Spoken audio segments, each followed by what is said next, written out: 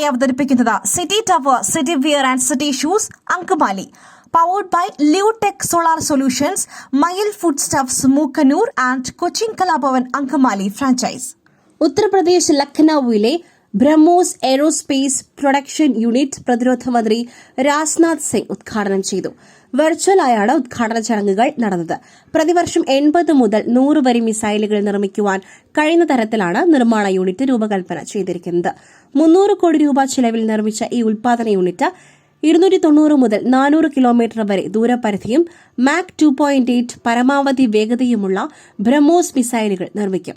ഇന്ത്യയും റഷ്യയും തമ്മിലുള്ള സംയുക്ത സംരംഭമായ ബ്രഹ്മോസ് എയ്റോസ്പേസ് വികസിപ്പിച്ചെടുത്ത ഈ മിസൈൽ കരയിൽ നിന്നോ കടലിൽ നിന്നോ വായുവിൽ നിന്നോ വിക്ഷേപിക്കുവാൻ കഴിയും.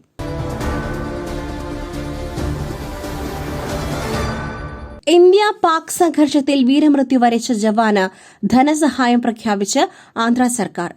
ലാൻസ് നായിക് മുരളി നായിക്കിന്റെ കുടുംബത്തിന് 50 ലക്ഷം രൂപയുടെ ധനസഹായമാണ് പ്രഖ്യാപിച്ചത്.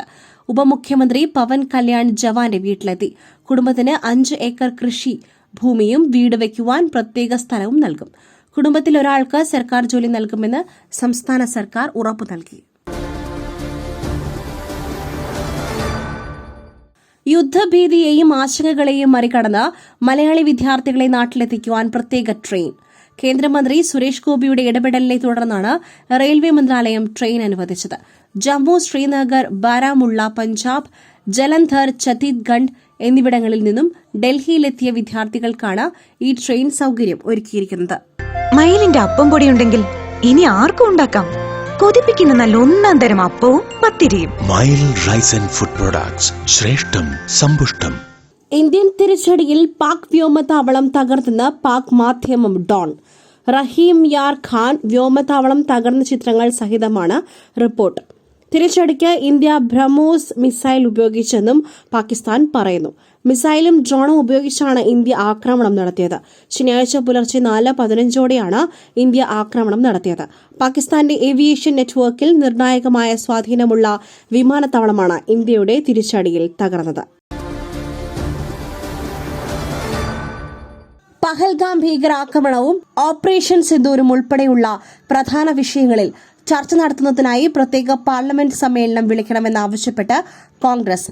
ലോക്സഭാ പ്രതിപക്ഷ നേതാവ് രാഹുൽ ഗാന്ധിയും കോൺഗ്രസ് അധ്യക്ഷൻ മല്ലികാർജ്ജുൻ ഖാർഗെയും പ്രധാനമന്ത്രി നരേന്ദ്രമോദിക്ക് കത്തയച്ചു.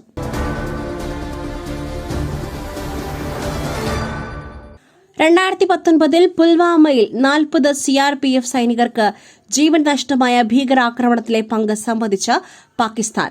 പുൽവാമ ഭീകരാക്രമണം പാകിസ്ഥാൻ സൈന്യത്തിന്റെ തന്ത്രപരമായ കഴിവ് എന്നായിരുന്നു air vice marshal Aurangzeb Ahmed പറഞ്ഞത്.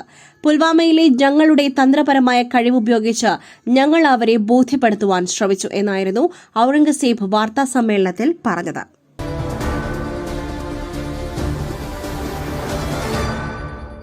KPCC അധ്യക്ഷനായി അഡ്വക്കേറ്റ് സണ്ണി ജോസഫ് നാളെ സ്ഥാനമേൽക്കും. തിങ്കളാഴ്ച രാവിലെ 9:30 KPCC ആസ്ഥാനമായ ഇന്ദിരാഭവനിലാണ് ചുമതലയേൽക്കൽ ചടങ്ങ് നടക്കുക.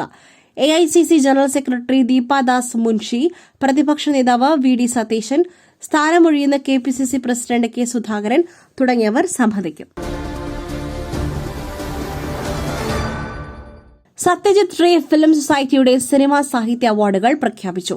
സത്യജിത് റേ പുരസ്കാരത്തിന് ഛായാഗ്രഹനായ S കുമാറും സത്യജിത് സാഹിത്യ അവാർഡിന് എഴുത്തുകാരിയായ KP സുധീരയും അർഹയായി. സത്യജിത് റേ ഹേമർ ഗോൾഡൻ ആർക്ക് ഫിലിം അവാർഡിൽ മികച്ച ചിത്രമായി ചാട്ടുളി തിരഞ്ഞെടുക്കപ്പെട്ടു. മറ്റൊരു വാർത്തയുമായി കണ്ടുമുട്ടുന്നതുവരെ നന്ദി, നമസ്കാരം.